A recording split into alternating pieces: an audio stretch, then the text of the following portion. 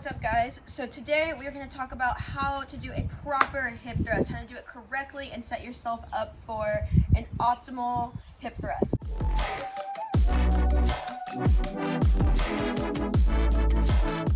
Go ahead and set yourself up with your back against something. Make sure, it's key with the setup, make sure that whatever your surface is does not, so that way when you set up on it and you're in this end range, that this surface is not higher than your knees, or else it is just going to be very uncomfortable and you're not going to feel like you can really get under the barbell to actually do the exercise.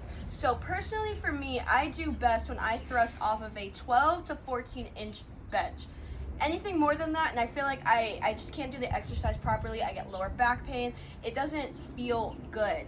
So find a height that feels best for you based on your actual personal height. Then from there, you want to bring your feet close, bend the knees, bring your feet close, so that way when you are in this end position, your knees are at a 90-degree angle. They're not too far, this is gonna get hamstrings. They're not too close, this is gonna get quads. You want a nice 90-degree angle here, and your feet, I would say starting about hip width apart, but then you can also do different stances to where you can bring your feet out, you can turn them out into a little bit more of a sumo stance. You can bring your feet closer and abduct the knees. You can experiment with the different stances, that way you can see what works best for you. You can also vary them as well. I like to perform different stances on different days, so that way I feel and get the muscle fibers in different ways with each time. It really just depends on you and how you feel the exercise best. So then going into the actual execution, once you have the lift. So you're in your stance, you found your bench height. First, before you even do a hip thrust, you need to make sure that you engage your core. So lock your shoulders into your body. It's gonna get all the muscles back here and your lats.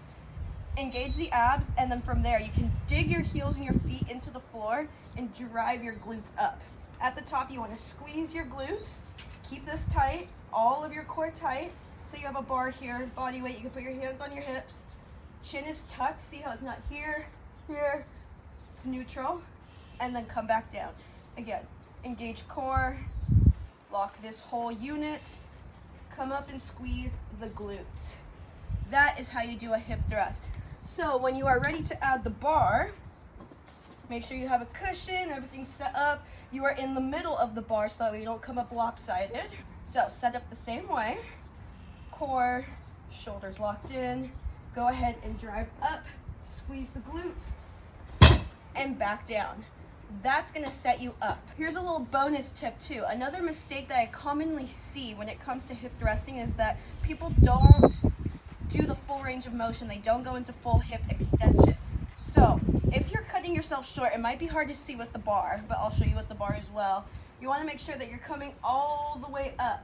Now you don't wanna back crunch and arc your lower back. That's not the point here. You wanna keep your abs tight, drive the hips up.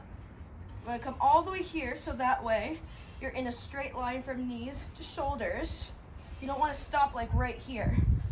Commonly you see this more with the bar and people that are using weight that's probably too heavy for them to hit full extension. But coming up, you don't want to stop there. You want to make sure you're coming all the way up.